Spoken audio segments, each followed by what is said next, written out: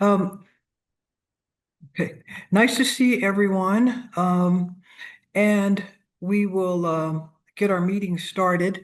I'm Karen Harden, President of the NAACP. Today, we will be hearing from two presenters talking about different kind of resources that we have in the community. Uh, what we do every month, many of you might know that the fourth Saturday, we always have different presentations that deal with advocacy and things of that nature. Uh, our first speaker will be Mr. Jackson, who will talk about African American harm reduction related to the opioid crisis that we're experiencing. And then we will we'll hear from Win with Black Women to talk about nonpartisan policies that we can discuss as a community. And I was asking maybe if each person would perhaps, each speaker maybe give us about a 10-minute overview and then open up for questions. And so at this point, I will turn it over to Mr. Jackson to talk about the African American Harm Reduction Coalition and how it's affecting our community and what we can do to uh, how we can work as a community to address this concern. Okay. Uh, so Thank you, Dr. Harden. yeah, go ahead. Thank you. Do I have a chance to share my screen possibly? I'm Or so, the technician is not here, okay, so yeah, sorry about well, that. no worries. I can hmm talk Okay. through this just as well. Okay. So I just want to, I was gracious enough, and I appreciate NAACP giving me an opportunity to just speak very briefly about the work that we're engaging in, particularly around strengthening our faith-led capacity, um, our Black faith-led capacity for harm reduction, risk reduction, outreach, and overdose prevention, specifically for those who are using drugs and people that are experiencing homelessness and people that love those people as well. So really trying to involve our community in addressing this issue in our communities.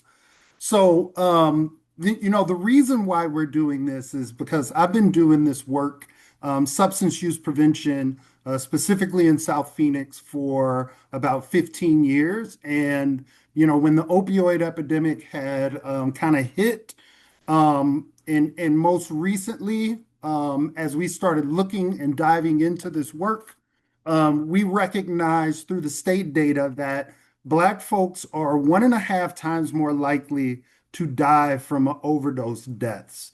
And a lot of that reason is because of there's a huge gap in access to treatment, access and harm reduction outreach, and reentry support in trusted spaces where folks who are experiencing drug use, inactive drug use on the street can go and get support. Consistent, trusted support, non-judgmental support. And so this goes through all of our community, right? Our families, our congregation are feeling the loss. But what we've identified is that our churches and our faith leaders are uniquely positioned to lead in this space. These spaces are built to serve. So what we do is try to um, increase the capacity and the understanding of our faith communities to actually engage in this work through a variety of resources, such as a harm reduction academy that trains our communities and our congregation on the purpose of the role that stigma plays in drug use, um, the philosophies of harm reduction and the history of harm reduction. We also go over the systems of harm that perpetuate this war on drugs.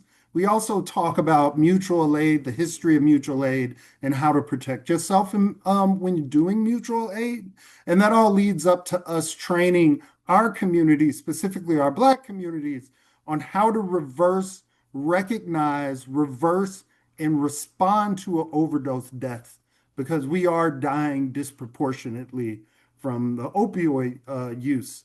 So through this project, we provide, and when we collaborate with a faith community or a church, we provide life-saving supplies like hygiene, wound care supplies, sick kits, summer supplies, cooling supplies, winter supplies, all the just immediate tools to keep people alive and keep them connected. We have several distribution sites that are set up in South Phoenix at some of our church partners, and they're consistent sites every once a week. And this is places where folks who are experiencing homeless can go to receive resources, build trust, find pathways to hope and healing. But we specifically focus on substance use. A lot of our churches are already doing wonderful work. Our faith community, our ministries are doing wonderful work in the community. So we come and just kind of build this capacity to really enhance the focus and the response to drug use and overdose use. And, just to wrap up, because I know I only had about 10 minutes, um, I had some slides. So up until this year, since January, we have serviced about 3,000 people. We have given over about 7,000 kits out to the community on a regular basis. And we are seeing a huge population of Black folks when we service that are also expressing the gaps that they're seeing, the lack of services. So when we come out there, me and my brothers and my sisters are doing this work in the community. They are extremely grateful that somebody who understands the culture and won't overlook them is coming out and doing this work. And then just you know, just to wrap up, how can you support this work? Let me see. What was that comment right there? I didn't see that comment, but I know it popped up. What was that? Tell a story of what? Impact? Yeah, particularly around stigma or around things that you're seeing out in the Yeah, community as yeah. you're doing this work. So there's a couple of things that stand out to me, right? This response is growing, trust is being built, demand is increasing, and it's requiring a lot of capacity for us. But one response that we're seeing a lot of right now is that the folks that we're engaging in our street outreach are starting to return regularly to our church outreach and our church distribution site. So we're making those connections. We're letting them know where we are. And I think one of the things that I like to tell people is the other day when we were out doing outreach, um, that when we were telling the individual about the work that we are doing, our names are already starting to be distributed in the streets. When I told him we were coming out on Thursday, he already knew when and where, and he was basically telling me that's why I'm here. And then some other stories are just a sister that is living on the street named Mama Bonnie, even though she's in active use and she is living on the street, she has kids in the community, she has family in the community. But what's most impressive is that Bonnie is taking the initiative to not only respond and tell us what the gaps are, and she's one that actually saw the gap between Ebony House not being around and doing these services. So when we got out there, she was speaking, but she was also engaging and very much wanting to experience us coming out and actually training people in CPR and first aid because they're the ones that are actively reversing overdose deaths, have to do CPR and mouth to mouth. So we're actually engaging Bonnie and several other folks to actually pick up supplies from us and take them out into the community that they're living in, living on the street. So we're making a world of difference in some people's lives. People are showing up to the church regularly. They're bringing their friends, and I will put a exclamation point by this. We are seeing a lot of Black folks. Some of our stops at some of these parks are 80% of Black people, whereas other parks are 100% Hispanic or Latino. And then just really before I end, how can you support this work? One, I'm asking anybody to participate. We have a harm reduction academy that happens at our church and our faith-based communities. They're also happening online. So you can either host a training, join a training, volunteer at one of our distribution sites, or support church-based distribution and outreach through making a donation of supplies or monetary donation. You can also connect us and introduce us to faith leaders and community partners and decision makers and organizations that are ready to strengthen this work. Maybe they're already have some ministry happening. I know with Wesley United Methodist Church, we actually which was our first distribution site, we partnered with their food distribution on Friday, where we see probably about 60 to 70 people every week. Some of those are families who are just in need of wellness, hygiene, and some of those folks are people on the street.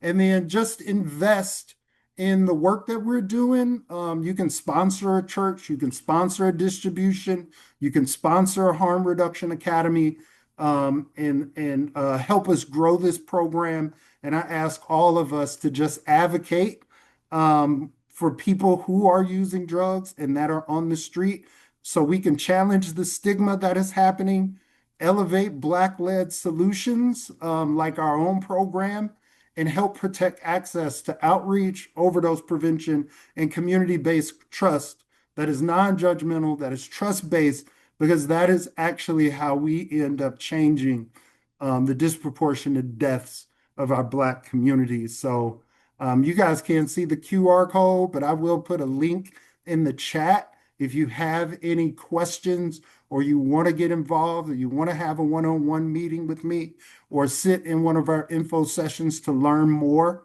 I'll put a link in the chat and we can go from there. But if you guys got any questions, please let me know.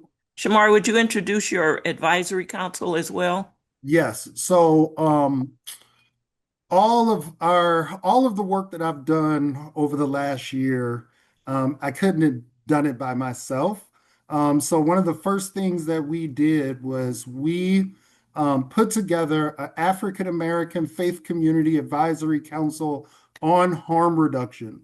So all of the initiatives that we are bringing to the table, all of the trainings that we introduced, all of the supplies and materials that we put out to the community, all go through our African American Advisory Council first. So, and I'm seeing a few names on here. Dr. Scott is one of our advisory council members. Brother Thomas Claiborne is one of our advisory council, and RJ Shannon. And I cannot tell you how grateful I am for their input, their constructive criticism, and their support of showing up when I need them the most. We've done some trainings at some conferences, and my brother Clyde Harris, Clyde Miller, Barisha Black is on our advisory council, and our brother Monty Adams is on our advisory council. And yeah, if you all have any questions for me, please let me know, and hopefully There's I one in can. the chat, depending Yes. on how much time, there's one in the chat. Do you know of any resources for workforce reentry for those that have dealt with substance abuse? Workforce entry. I would point you towards Father Matters. So they work with mostly fathers and family members that are coming out of incarceration, And we just know through the literature and through the work that we're doing, um, of high portion of those that are coming out of incarceration are people that are experiencing substance use. And they do help with workforce reentry, getting you jobs, training as a father, and connecting you with resources in the community. I think that would be one of the first places that I point you outside of some of the city and institutional resources that is out there. Is Arizona OIC working with people who are coming off substances? Do we know? I do not know. Is it OIC? What does that stand for, Jenna? Or Opportunities Industrialization Centers. The late Dr. Gene Blue established that organization probably over 40 years ago. And I know they've worked with many people in their career training and job placement. It prepares unemployed individuals, but I don't know if that includes people coming off of substances, but they do provide individual case management. So yeah. that could be another one, Arizona OIC. You Hmm. can find them online, Tani. Thank you for that question. Yeah. Where would be the your location? Where are you? Where's your do you have a central location? If someone was interested, I heard you mention that you work with several different churches, but am I understanding that you're kind of church based? And if so, where would a person reach out if they wanted to volunteer or get more information? Yeah, I am going to, as soon as I find my link, I am going to stick a link in the chat, and that is a good first step of getting a hold of me and just letting me know what interests you have. But the first thing, anytime anybody wants to be involved, the first thing that I tell them that they can do is come Hmm. out to our Friday distribution site that is hosted at Wesley United Methodist Church. Okay. We are in active conversations right now with multiple other churches. Most of our locations that Now, where is Wesley United it is Methodist Church? located in South Phoenix off 7th Street and Southern. Okay. So right south of South Mountain High School and right on the corner there. It's a very recognizable um, you can't miss it. Okay. So Mhm. that would be the And you first said every Friday, what times on every Fridays? every Friday from 12 to or from 10 o'clock to 2 p.m. 10 to 2 We are on Fridays. outside. We have Okay. not missed a Friday since January. And we just have a lot of people that are really in need of support. So we always have supplies available. And we also collaborate with a couple of other organizations to do Hmm. Hmm. HIV testing, Hep C testing, wellness screenings, and then a variety of other peer navigation and care coordination into services. So they can come there. We get people asking for rental assistance, housing, treatment, and we can point them in the right direction and make connections for them. And there's a link in the chat that you guys can it'll just take you to a form that you can fill out a few questions, and if you want more information or want me to reach out, you can use that link, and I'll touch base. Or if you want to refer me into a faith partner or a community partner that you know might be able to support this work, or we can support through capacity building, you can do that through that form and that link. Okay. Great. All right. Anyone else have any questions or comments about how we can help our community with this particular issue?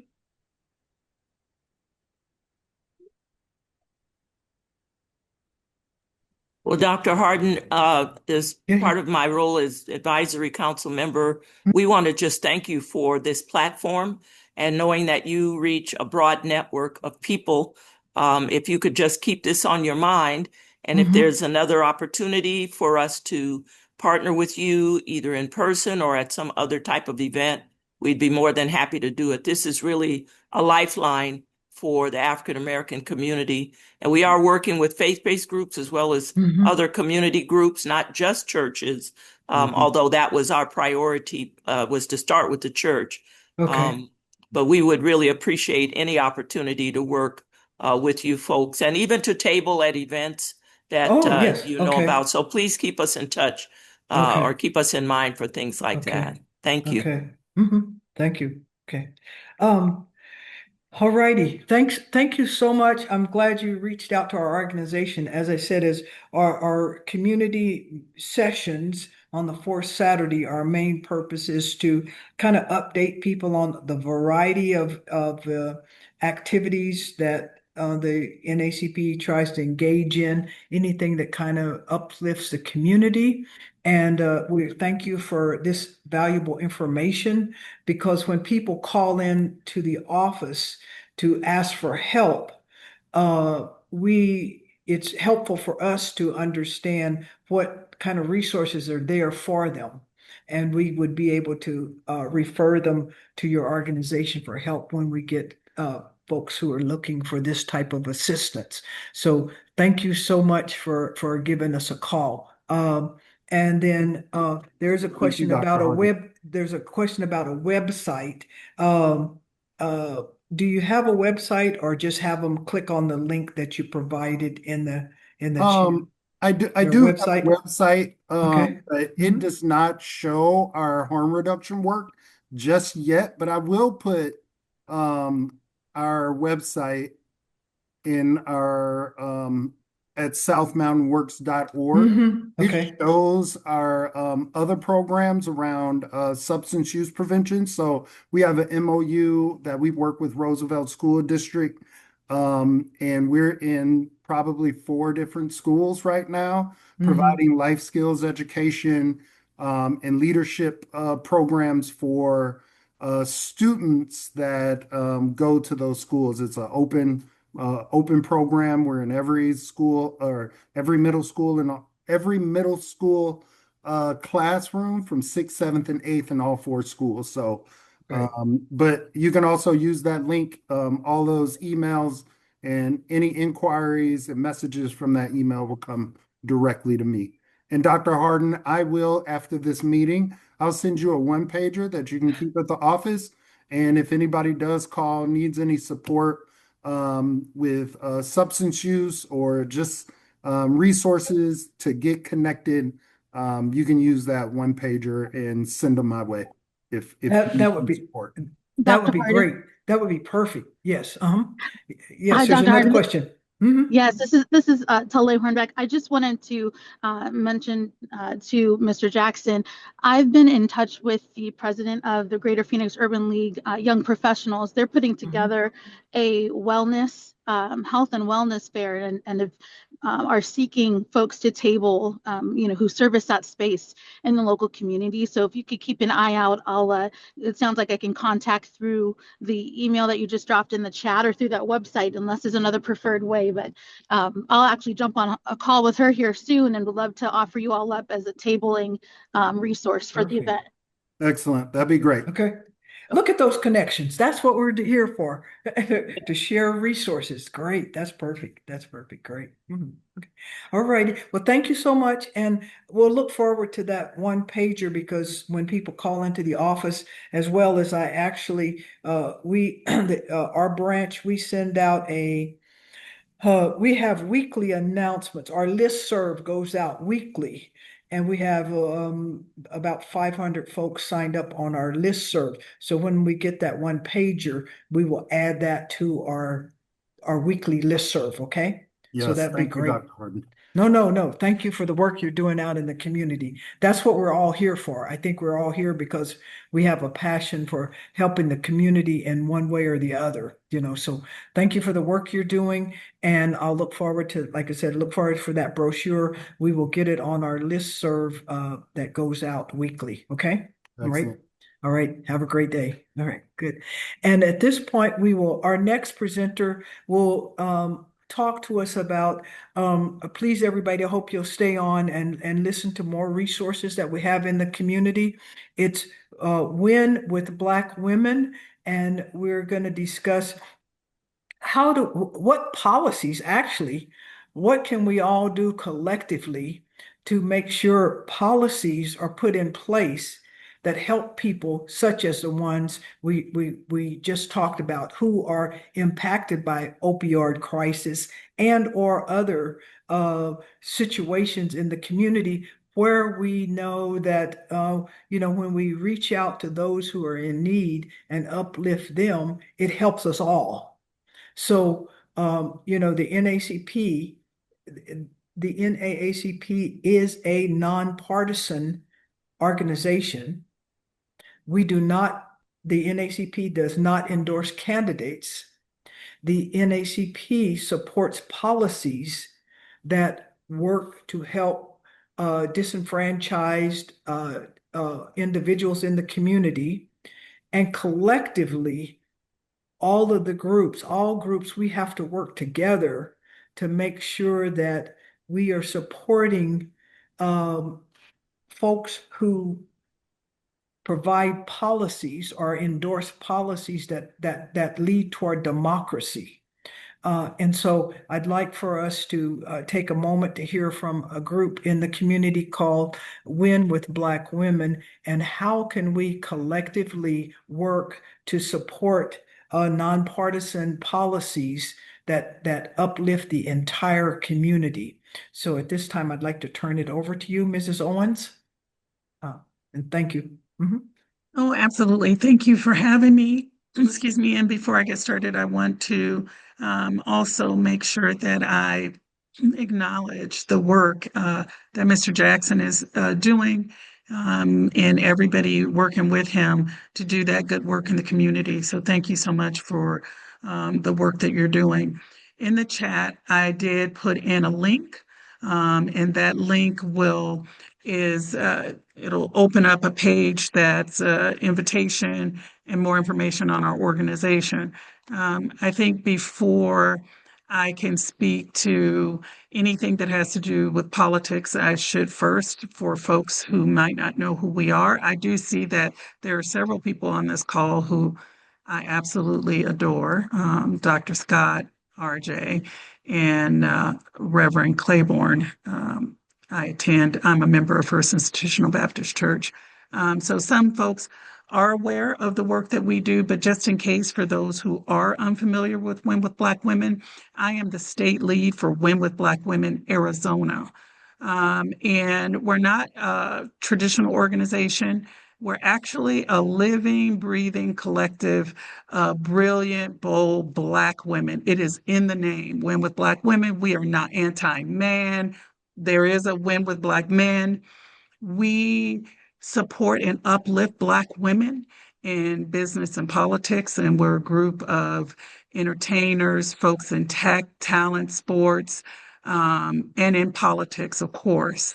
And we believe very strongly that when Black women win, everybody wins. And history points that out. So we support Black women in politics. We are also nonpartisan.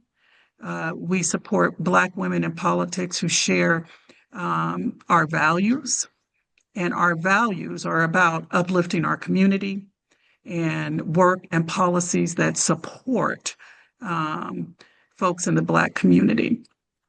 So that's just a little bit about who we are. We meet every Wednesday. But some of the work that we do is we go out, and anybody who invites us, we do voter engagement. And we are doing this all year round. We're registering voters. We're answering questions for folks that have sometimes it's questions within families. We are living in turbulent times right now. And so we can answer some questions. We can help people on how to have these very difficult conversations around politics, because now more than ever, it is extremely important for people to get out and vote and encourage other people to get out and vote. I have a son. My son is 21 years old. My son has fewer rights, civil rights, than my grandmother, which would be his great grandmother. So, in terms of going back and having our rights and civil rights rolled back, um, it is critical that we meet this moment with as many new voters as we possibly can and support like minded. And again, we're a women's organization. We're not telling you to not support um, Black men in politics, but we are a Black women's organization encouraging people to support Black women in politics and business.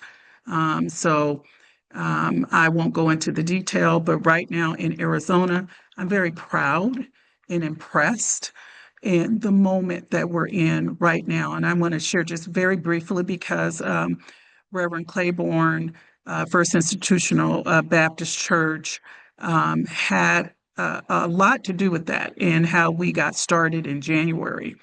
We started by, first of all, you've got to get a candidate on the ballot before you can ever vote for them.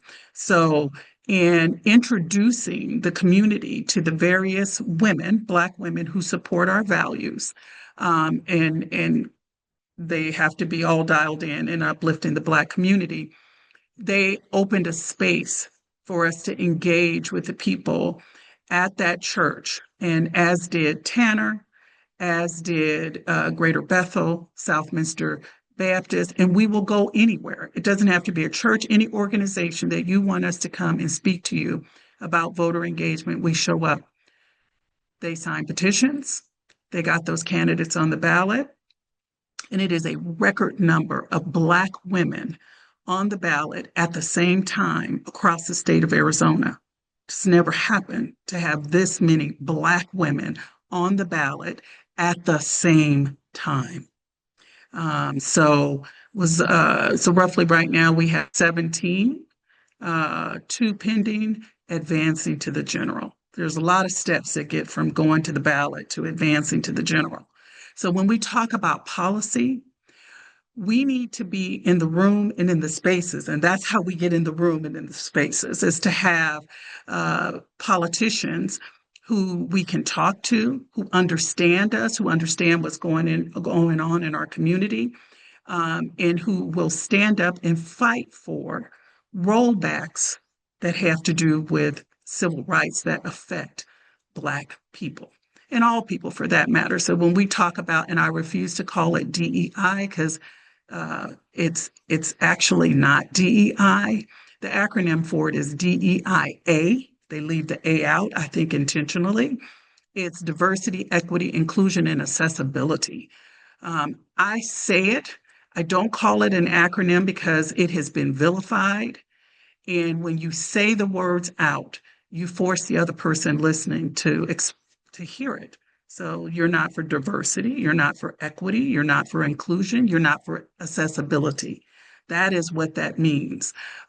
So we are for things that lift up all people and particularly our community. So for things like that, we don't want rollbacks on that. It shouldn't be. And voting rights. Voting rights are huge. The voting rights that are under attack are the voting rights that have to do with our community. And we have to meet the moment with an exceedingly large number of people showing up to vote. And so we are reaching out right now. We have several campaigns that we are working on to get our Gen Z, millennial, and younger folks out to register to vote, and not just register vote. Because actually, believe it or not, there are a tremendous number of Black folks that are registered to vote, but don't go all the way through and actually vote. So that is where our energy is going right now, to make folks understand how important. There's a lot of disinformation that's going on out there. So some of our young folks, and because we live in this age of social media, they are getting targeted campaigns that are telling them not to vote, telling them that Black people shouldn't go out to vote because and it is disinformation, and it is intended to cause harm to our own communities. when I see, and I'll do this as best I can to make sure it's not partisan, when I hear folks from HBCUs attack a candidate, a Black woman candidate, for something she didn't have control over. So, because they don't understand how civics work. So, she's not responsible for a Black Lives Matter sign being painted over, and she is not responsible for deploying the National Guard. If you clearly understood civics, you would know that a mayor does not control the National Guard. And so we need to make sure that our young people understand civics and understand how it works, because that is driving decisions that they're making. We are seeing a radicalization in politics. And I think that when folks are not happy with what they see taking place in politics, the answer is not to destroy and dismantle. And the better response is to work alongside. If you don't like what your particular party is, any party, then you become a voting member part. It's a really easy lift to become a precinct committeeman. And anybody who's interested in that can reach out. When you click on that link that I put in the chat, it will tell you how you can reach me by email, which is simple, which is winwithblackwomenaz@gmail.com, all spelled out. Really simple lifts, but right now is not a time for us to have folks come on board who are inexperienced. This is a time for us to support candidates who are seasoned and have a proven record of working to support and fight for our community. And just one quick thing that I do want to say, I'll be very, very careful, but I think that this is important for me to share with people because these statistics just came out. So in the first 90 days of the current administration, they fired 106,000 Black women per month. So at the end of 90 days, 318,000 Black women had lost their jobs. What that did, and this was a very deliberate attack on Black women based on research as they built the architect for Project 2025, is that it also would destabilize the Black middle class. So it did a number of things. So now we're seeing the new numbers come out about the wage gap. Okay, so now it's widening, it's getting worse. So Black women have to work an additional nearly 7 months to earn the same money that a white man would earn doing the same work. Nearly an additional 7 months. This is why we need to elect politicians who can create policy, who fight for policy that is about fairness. And I'm sure everybody on this call is aware of the fact that the attack on diversity, equity, inclusion, and accessibility is about reversing policy that has to do with fairness. I mean, it's in the name, equity and inclusion. So this is some of the things that we do. We support Black women in business. We are a collective and we welcome, and we are, again, we're a women's organization. I can point anybody that's interested into Win with Black Men. There is a Win with Black Men organization. And in fact, any men that might be on this call that's interested in starting a Win with Black Men Arizona, let me know. I do know of a young man who has reached out, and I can guide you in that direction. Hi, cutie. I'm getting a wave there in the chat. I mean, in the screen. But so that's who we are. Win with Black Women. Also, we were very, very, it's a powerful group. Black women in politics, business. We were instrumental and it's just a factual statement. It is not a partisan statement. Again, it's about the Black women part. We were instrumental in getting the first Black woman vice president.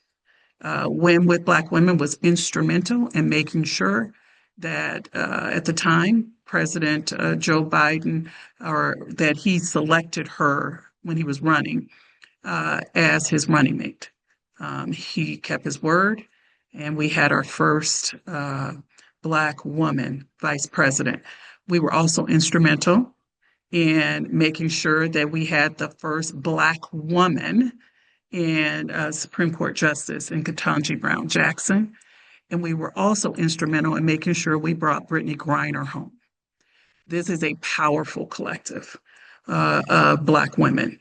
And so, if anybody has any questions about what it is that we do, how they can help, if they want us to come out and speak, it makes it, because of the parameters, I'm struggling to around policy and to say things about politicians. I'm trying to be very, very careful about that. So, and be respectful. But any questions that I'm going to ask you, do not put them in the chat. Can you just please come off of mute and ask me the question? I do better that way. All right. All right. What are your strategies for what strategies would you suggest or that you're working on in terms of uh, uh, working with folks who feel that their vote does not matter? Because I'm agreeing with your statement in terms of, it has to be a groundswell of Yes. voters that don't get uh, mm, disappointed and think that their vote does not matter. How do we collectively keep hope alive, right? Right, right. Okay. Uh, It is a multifold thing that has to happen, right? When I said about folks not, and I'm not just saying our young folks, most people, honestly, do not understand civics. It's very different than probably many of us on this call when we grew up. There's been, I think, a very intentional dumbing down of society. Like our kids don't, let me speak, many kids, my kid, I made sure it was a concerted effort because the school didn't teach cursive. They didn't teach a lot of things. Kids don't know how to spell, they use devices, and they don't understand civics. They don't know how it works. And so when they say, okay, well, I voted for that person, and then that person didn't do what I wanted them to do, I didn't get the result that I expected, they don't understand that it takes an entire, you got to vote all the way down ballot so that you have the folks that are supporting to have that policy actually go through. So right now, again, hard to not come out of the partisan thing. We, for folks that share our values, are not the people currently in the voting majority. So we have a few folks that support our values, and they have to work so hard to mhm. just pass legislation that protects our community. And so, in so many areas that have to do with things like the budget, things that have to do with safety. So, when people vote and that their person may win, they don't understand why they don't get what they want, but they didn't understand that that person is there and that person is fighting for you, but they're outnumbered. Mhm. Doesn't mean that Exactly. they're not doing the work.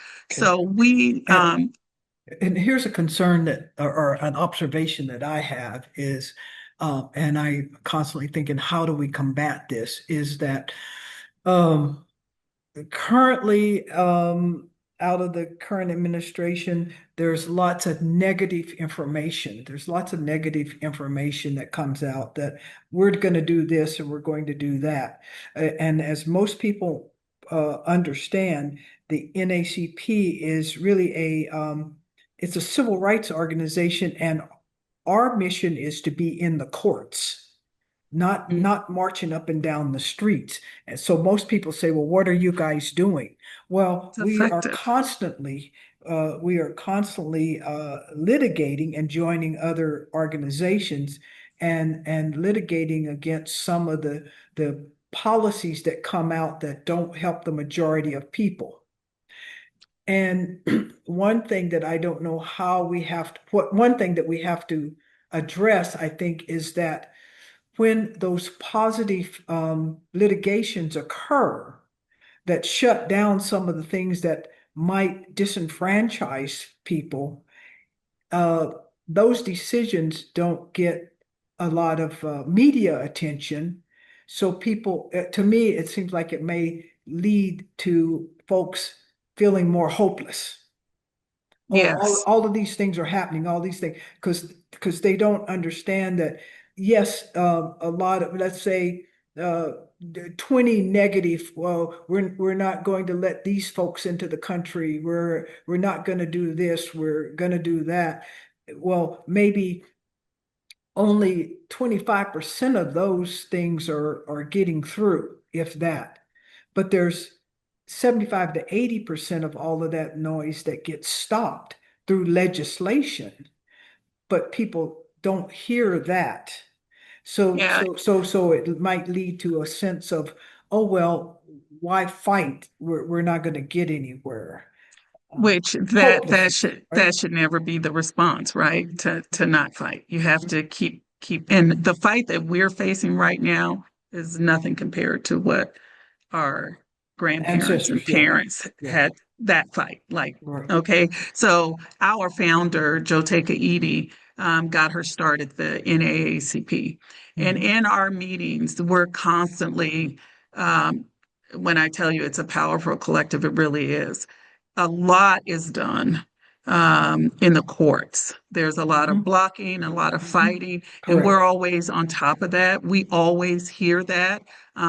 We have a national Sunday call, in that we usually get updated on what's going on in courts. We Hmm. may have, you know, Donna Brazile on or somebody from Congress on, and they're telling us firsthand what they're doing, what they're working on. So we are very focused, but we do understand that there's a whole segment of people that don't get what we get.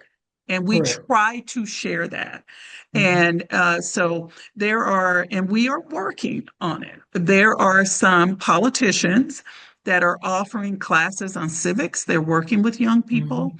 We ourselves, One with Black Women, are working with BSUs. Hmm. We're working with the issues here in the state of Arizona with the plan to spread that across the country to make sure that our young people are very informed of how to vote and the Hmm. importance Hmm. of the vote. Hmm. But it is the disinformation. So you said there, it's clearly like we're going to call a thing. It's disinformation. The Hmm. intent is to Hmm. Hmm. confuse. The Correct. intent is to make folks feel like, why even do this? It doesn't matter. And I do hear this. I do hear it all the time. I've been asked to speak in other places where that's hard for me to hear when I hear people who look like me say, why would I even vote? And they're angry. Well, you respond to anger with your vote. Hmm. You don't go out and do things that are not constructive. It is the best thing you can do. If your vote wasn't so important, they wouldn't come so hard for it. Hmm. Hmm.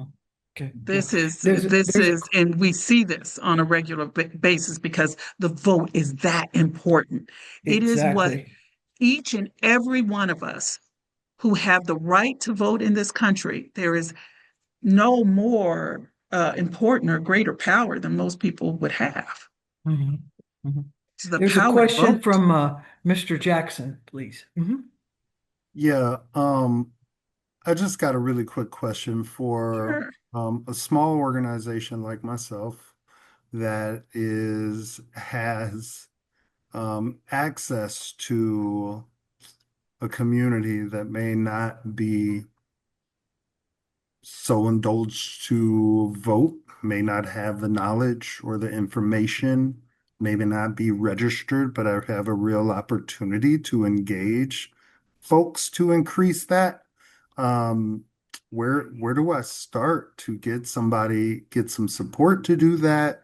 We Or would love to help you do that. okay. We would And love to help you do that. one practical simple action would be when you have your Friday outreach sessions, invite some voter registration people there to be Mhm. there in the foyer or the area who could register them to vote, as well as maybe groups that would help folks understand their rights to vote. If they um, ex-offenders, what does it take to restore their right to vote? Right. So just So having there, tabling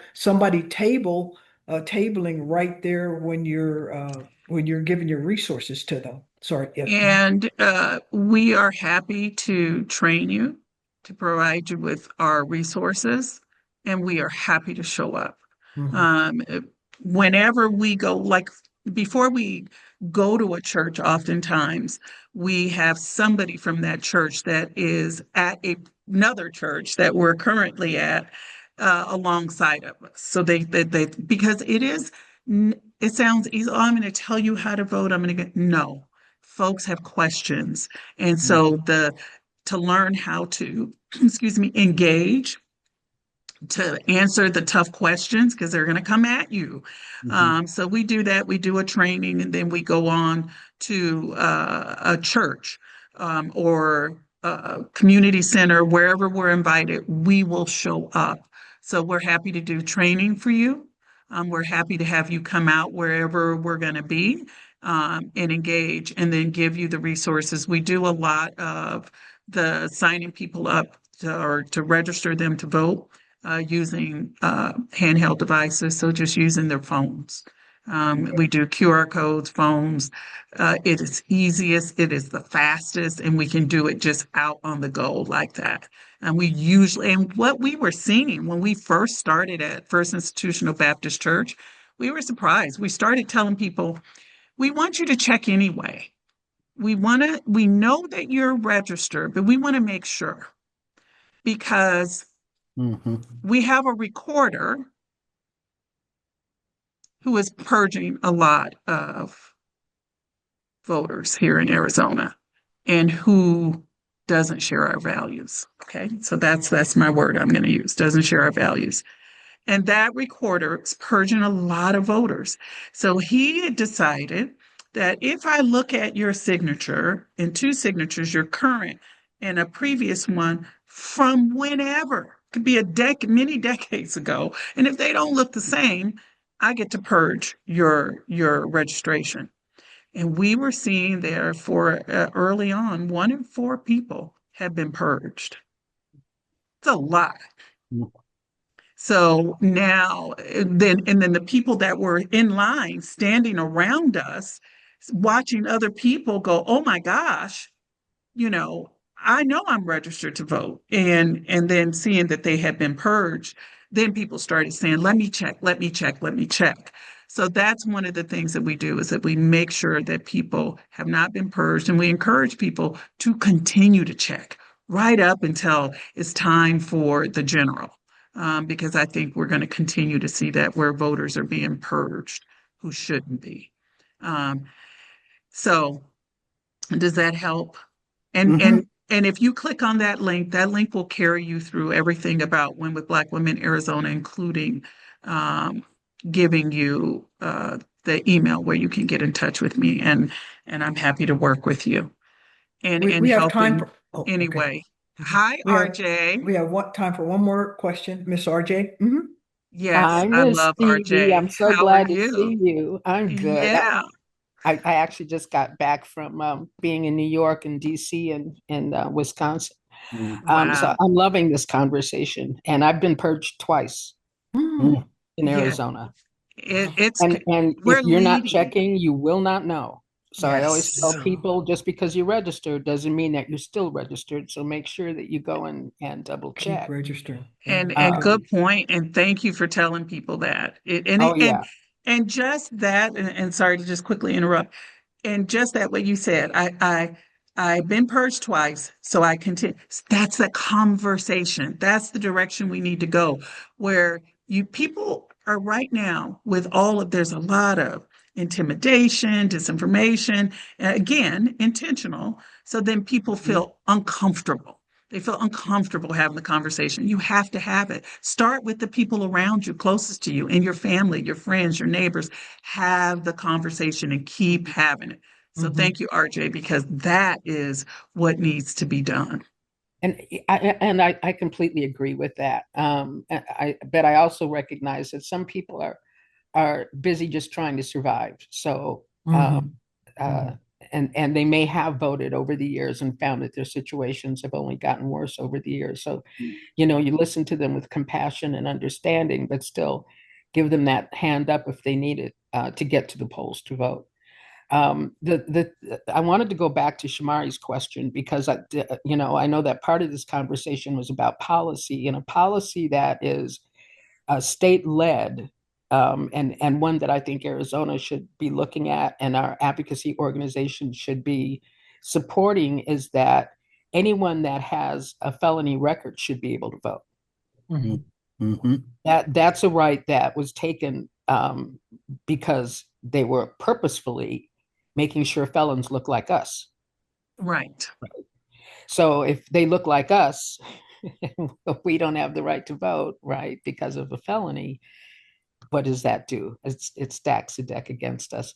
So, and other states have moved forward with forgiveness programs that make it so much easier for people who have been incarcerated to get their rights back for voting without going through a lot of the rigmarole that they have to in Arizona. So, as you're thinking about policies and as they connect to democracy and ensuring that everyone should have the right to vote. I'm a big believer in what Australia does. You don't vote, I'm going to fine you. I mean, everyone should be voting. Everyone And should the be. United States has made it a point of making sure that people don't vote. And sometime when we have a time for more discussion, I'd love to talk about the fact that nonprofits are supposed to be nonpartisan, and I've never really understood that because the nonprofit community is those organizations are community organizations. No one understands better what community needs than community organizations, but that's another conversation. At any rate, I did want to bring that up, that folks who've been incarcerated should absolutely be able to vote. There's no reason for them to not be able to vote. It was politically motivated to make sure that they couldn't. And so as a state, we could change that. Great. So I just Um, want to throw it out there. and some can. So there's Some can, but it is yeah, a process. And I don't know if you all remember the woman in Texas who thought that she could vote, and who and was told she could vote. she was told she could vote, She found was out that told she she could couldn't, vote. and I think she got like a 5-year sentence for It's having voted. ridiculous. When yeah, so I mean, there's But it's January Sixers were pardoned. but yes, Okay. January Sixers were pardoned. So, that there are definitely inequities in how the justice system works here. And it's Absolutely. always been that way. Absolutely. And it's always been tied to politics. So, Absolutely. So yes. I think that it's important for our community organizations, for our churches. We have to stick together. We have to work together. Folks right now don't know who to believe and who to trust. We show up as a trusted source and resource. It is so important to us to make sure that the information that we're providing, that people can trust what we are bringing to folks. And it used to be for me growing up, and for my community, it was always the church. But things don't look the same as it did when we were growing up. So it's important to find those places. So if it's the NAACP, if it's Win with Black Women, you find those trusted sources and resources that you can go to when you have questions, when you're not sure. And again, we're doing with all of the D9, many of the Black women-led organizations. We have a 1 million Black voter rising campaign, and it is about how to make this whole ride exciting, fun, but impactful, to make sure we're bringing folks in, we're having the conversations around civics and politics and voting. And so, and that isn't just through to the general, this is something we're going to be doing for many years to come to make sure that we shift what that looks like. The answer to it can't be to wipe out our representation through racial gerrymandering. So, and it's the only response that we have. Great. So let me thank everyone for joining our session today. And please ask you to mark your calendar, 1 o'clock, the fourth Saturday of the month. We will probably be continuing these same types of discussions that revolve around how do we make sure everyone in the community is enfranchised. And with that, I'd like to say thank you very much to our speakers. And we are just ending our national convention from the NAACP. One of the major topics was a democracy summit. So I'm sure in next month's meeting, we will be continuing this conversation of voter engagement and voter empowerment, and hope you will join us again. And if you're not getting our weekly announcements, you could send us an email to admin at naacpmaricopaaz.org. And we would like to put you on our mailing list. So with that, I would say thank you very much, and everybody have a great afternoon. Thank you so much. Absolutely. Thank you. You all have a Okay. good Thanks, weekend. All everybody. right. Take care, All right. Be everyone. blessed. Bye, Bye-bye. everyone. Mhm. Bye. Mr. Harden, Bye-bye. Bye-bye. Yes. how do we get on the list to become one of the speakers for a future meeting? You can call the office 602-214-1449. No. 602-252 6. I don't know the phone number to the office. 602 look up Maricopa County NAACP 602-252-4064. And we'll discuss it. Yes, uh-huh. Okay, thank you. Or you can our email again is the best way is to send me an email. Okay, what is that?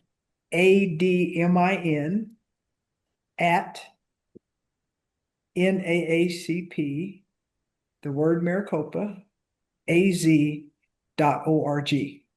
Okay, thank you so much. Thank you. Okay. Okay, Have a bye. great afternoon. You All too. righty. Bye-bye. Bye-bye.